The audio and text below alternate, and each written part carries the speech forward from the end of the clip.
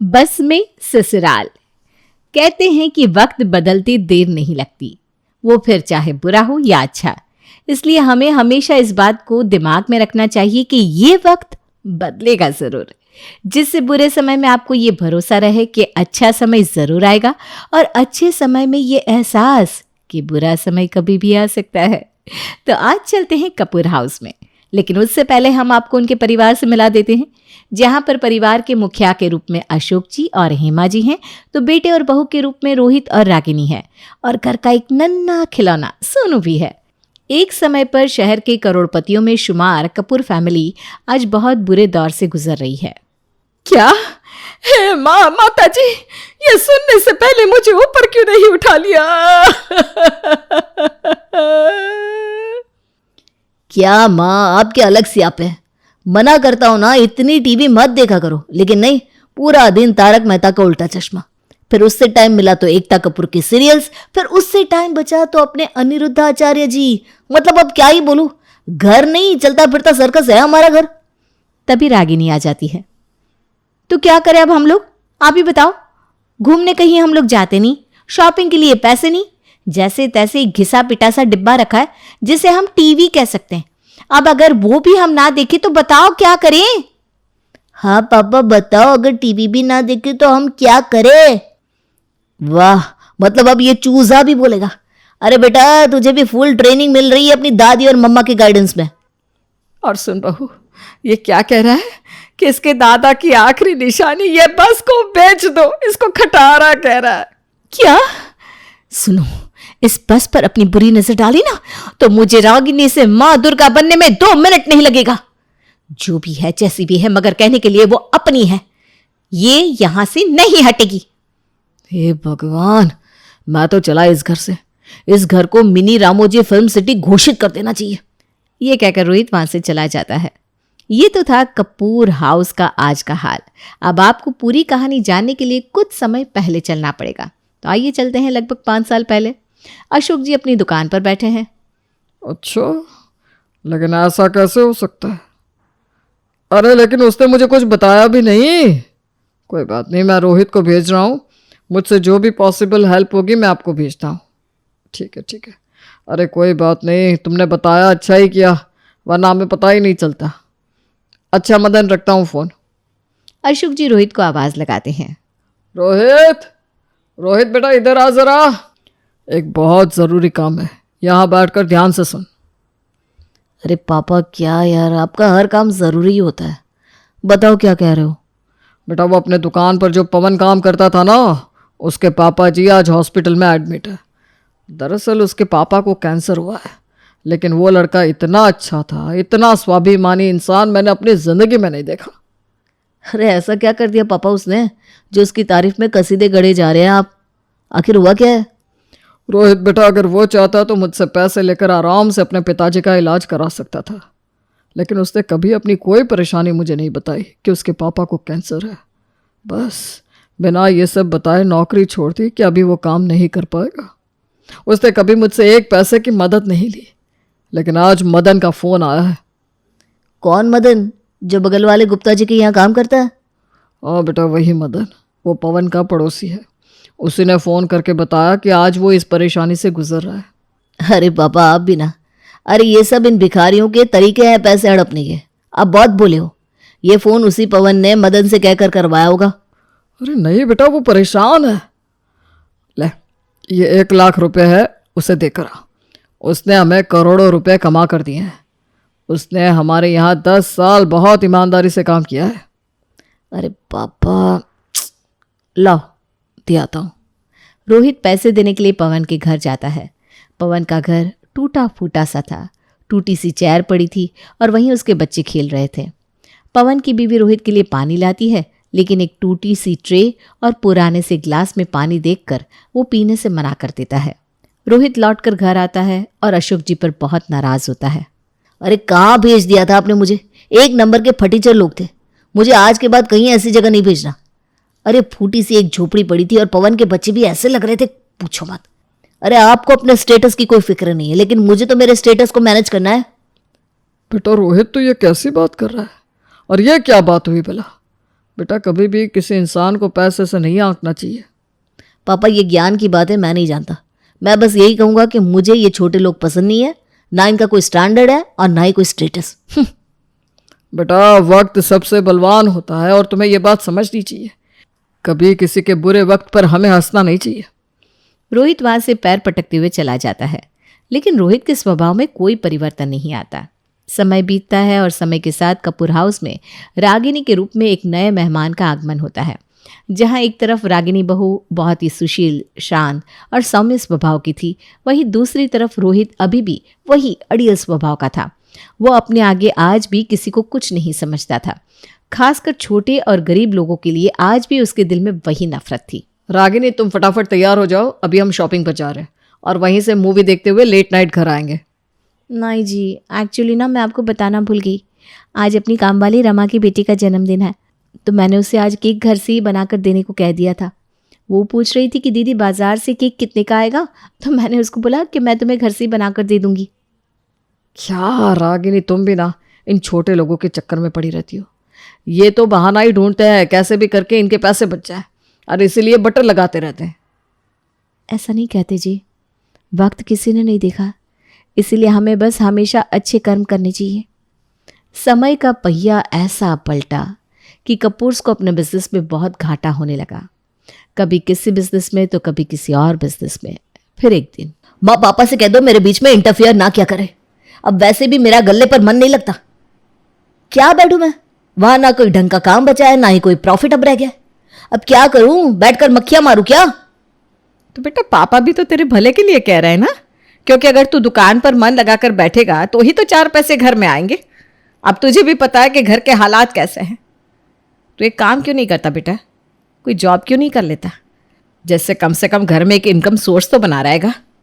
मैं और जॉब? माँ तुमने ये सोच भी कैसे लिया? मैं किसी के अंडर में काम नहीं कर सकता। ये जॉब वगैरह मेरे बस की बात नहीं है और ना ही मैं करूंगा। मेरे अंडर में इतने लोग काम करते थे और अब तुम कह रही हो कि मैं किसी के अंडर में काम करूं। फिर एक एक करके उनकी सारी चीजें बिकती चली जाती है और एक दिन उनकी सारी कारों की भी नीलामी हो जाती है। बेटा मैं क्या कह रही सी, हम लोग ना कोई छोटा मोटा धंधा ही डाल लेते। आज घर के हालात ऐसे है कि मुझे अब इस उम्र में कुछ भी समझ में नहीं आ रहा। मेरी तो सारी आस अब तुझ पर ही टिकी है बेटा। अब तू ही इस घर की नैया को आगे ले जाएगा। वाह पापा जी वाह, तुसी भी कमाल करते हो।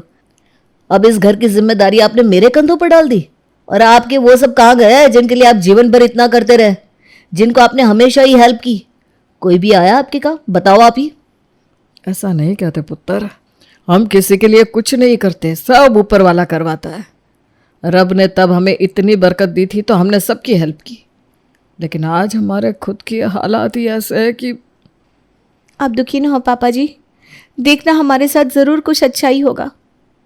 फिर उनके घर की नीलामी का भी नंबर आने वाला होता है। रागिनी बहू, मुझे तो अब बड़ा ही बुरा लग रहा है, मेरी हिम्मत टूट रही है।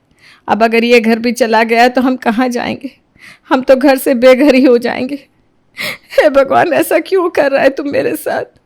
मैंने और मेरे परिवार ने कभी किसी के साथ बुरा नहीं किया, लेकिन फिर भी हमारे साथ ऐसा अन्याय क्यों प्रभु? वो जोर जोर से रोने लगती है। सोफे पर लेटा रोहित ये सब देख रहा था। माँ मैं क्या कहता हूँ, तुम एक काम क्यों नहीं करती हो जिससे हमारी सारी परेशानियां दूर हो जाएंगी? हेमा और रागिनी बड़े ही ध्यान से सुनने लगते हैं कि रोहित क्या कह रहा है। हाँ बता ना बेटा, मैं अपने परिवार के लिए कुछ भी कर सकती हूँ। हाँ मैं भी करूँगी माँ जी के साथ, आप बस बताओ। अरे तुम दोनों साथ में करोगी फिर तो बस इतना पैसा होगा कि इस घर में जगह नहीं होगी रखने की। अरे अब बताएगा भी कि बस पहलिया बुझाता रहेगा। तुम दोनों इतनी जबरदस्त ताबड़तोड़ एक्टिंग करती हो तो एकता कपूर के सीरियल में ट्राई क्यों नहीं करती? बिना ग्लिसरीन के आंसू निकल आते हैं तुम सास बहू दोनों के। चप्पल कहाँ है मेरी रागिनी? और फिर एक चप्पल हवा में उड़ती हुई दिखाई देती है। अरे बेवकूफ, ये बातें कर रहा है तू? अरे कुछ सोच, तेरे पिताजी टेंशन में आधे हुए जा रहे हैं। फिर एक दिन पापा पापा मेरे स्कूल में ट्रिप पर ले जा रहे हैं, सारे बच्चे जा रहे हैं, मुझे भी जाना है पापा। अरे तो इसमें परेशान होने की क्या बात है, तू भी चला जा बेटा। वाह पिताश्री वाह, बालक कह रहा है कि मुझे घूमने जाना है और पिताश्री कह रहे हैं कि चले जाओ। अरे वहां क्या कोई दानवीर कर्ण बैठा है जो मेरे बेटे को फ्री में ट्रिप पर ले जाएगा? वहां जाने के 5,000 रुपए लग रहे हैं।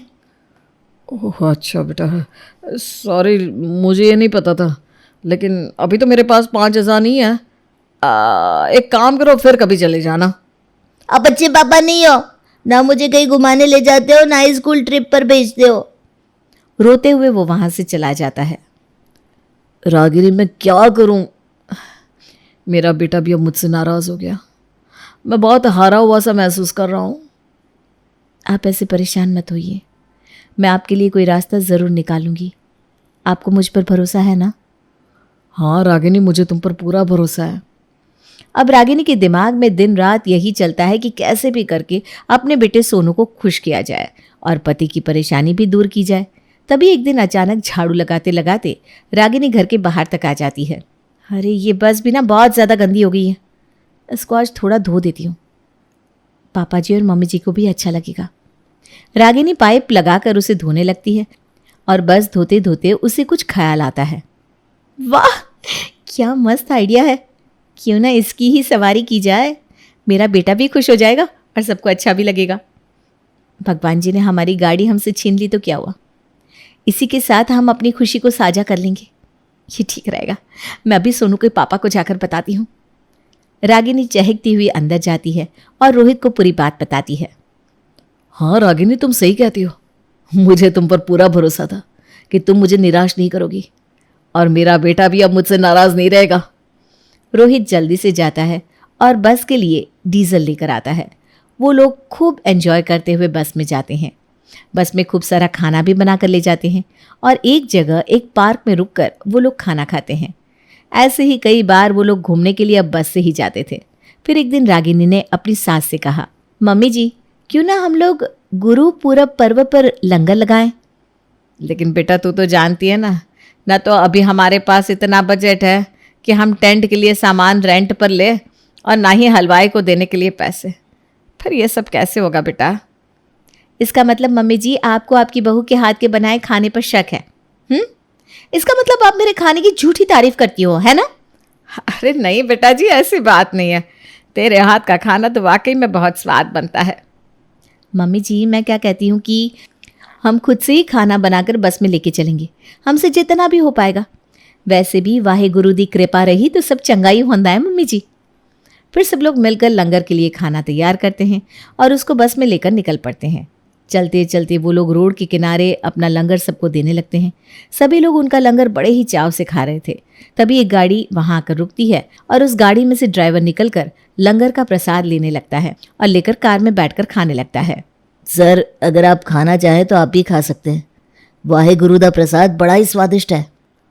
मोहन, वाहे गुरु दा प्रसाद तो हमेशा ही स्वादिष्ट होता है, जाकर मेरे लिए भी लेकर आ। मोहन जैसे ही गाड़ी से उतरकर लेने जाता है वैसे ही पवन गाड़ी के शीशे नीचे करके देखने लगता है कि आखिर कौन बांटने आया है। तभी उसकी नज़र अपने सेठ अशोक जी पर पड़ती है। वो तुरंत ही गाड़ी से नीचे उतर कर आता है और सीधे बस में जाकर अशोक जी के पैर छूता है। अशोक जी ये देखकर अचंभित हो जाते हैं कि ये अचानक कौन आ गया, क्योंकि पवन को देखे हुए कई साल बीत गए थे, लेकिन फिर भी वो पहचान लेते हैं। सेठ जी लगता है आपने पहचाना नहीं। अरे नहीं पवन बेटे, मैंने तुमको पहचान लिया। अब यहाँ कैसे और ये सब क्या है? फिर अशोक और हेमा उन्हें अपनी गरीबी की पूरी कहानी सुनाते हैं कि कैसे उन्हें बिजनेस में घाटा होता चला गया और आज वो रोड पर आ गए हैं। ये कहते कहते उनकी आंखें भर आती हैं। सेठ जी आप रोइए मत, मैं आपको ऐसे रोते हुए नहीं देख सकता हूँ। मैं आज जहाँ कहीं भी हूँ सिर्फ और सिर्फ आपकी वजह से हूँ, और मानिए कि मुझे ऊपर वाले ने आपकी मदद करने ही भेजा है। मैं समझी नहीं बेटा, तो क्या कहना चाहता है? मालकिन जी, जब सेठ जी ने मेरी मदद की थी आपको याद है, जब मेरे पिताजी को कैंसर हुआ था, अगर सेठ जी उस समय हमारी हेल्प नहीं करते तो शायद मैं अपने पिताजी को बचा नहीं पाता। हाँ मुझे याद है, मैं ही तो आपके घर आया था वो पैसे देने। बिल्कुल, वो मैं ताउम्र नहीं भूल सकता हूँ। जैसे ही मुझे आपकी मदद मिली थी मैंने अपने पापा जी का इलाज एक बढ़िया हॉस्पिटल में कराया और मेरे पिताजी बिल्कुल ठीक हो गए। अब मेरे पास कुछ भी काम करने को नहीं था, तो मेरे पिताजी पहले एक रेस्टोरेंट में काम करते थे, तो उन्हें उसी काम में इंटरेस्ट था। मैंने और मेरे पिताजी ने एक छोटे से रेडी से शुरुआत की और आज हमारे शहर में 3 बड़े होटल हैं। क्या? देखा रोहित, मैं नहीं कहता था कि कोई भी काम बड़ा या छोटा नहीं होता, बस हमें उसे दिल लगाकर करने की ज़रूरत होती है। लेकिन आपने अभी ये क्यों कहा कि ऊपर वाले ने आपको हमारे लिए ही भेजा है? मैं कुछ समझी नहीं। अभी हम ऐसा ही कुछ देख रहे थे, कोई ऐसा तरीका जिससे हम अपनी स्पेशल डिशेस को लोगों तक स्ट्रीट फूड के ज़रिए पहुंचा सके। तो मुझे लगता है कि इस बस को अगर हम फूड कोर्ट में चेंज कर दें तो इससे अच्छा और कोई ऑप्शन हो ही नहीं सकता। और मुझे अच्छे कुक की भी ज़रूरत थी, तो आगे की बात आप लोग बिना कहे समझ गए होंगे। देखा रोहित, तुम मुझे हमेशा कहते थे कि मैंने जिनकी भलाई की वो कोई काम नहीं आया। आज तुम्हारे सामने सब साफ है, मुझे कुछ भी कहने की ज़रूरत नहीं है। पापा, आज मुझे एहसास हुआ कि आपका अच्छा कर्म ज़रूर लौट कर आपके पास आता है, और इस बात का एहसास भी हुआ कि जब अपनी औलाद कुछ गलत बोलती है तो माता पिता को सबसे ज़्यादा दुख होता है। जब सोनू ने मुझसे कहा तो मुझे वो सब याद आ गया, जब जब मैंने आपका दिल दुखाया। मुझे माफ़ कर देना पापा जी। कुछ ही दिनों में कपूर फैमिली का काम उस बस के ज़रिए स्टार्ट हो जाता है और देखते ही देखते उनके शहर में एक बड़ी पहचान बन जाती है और उनके वही पुराने दिन लौट कर आ जाते हैं।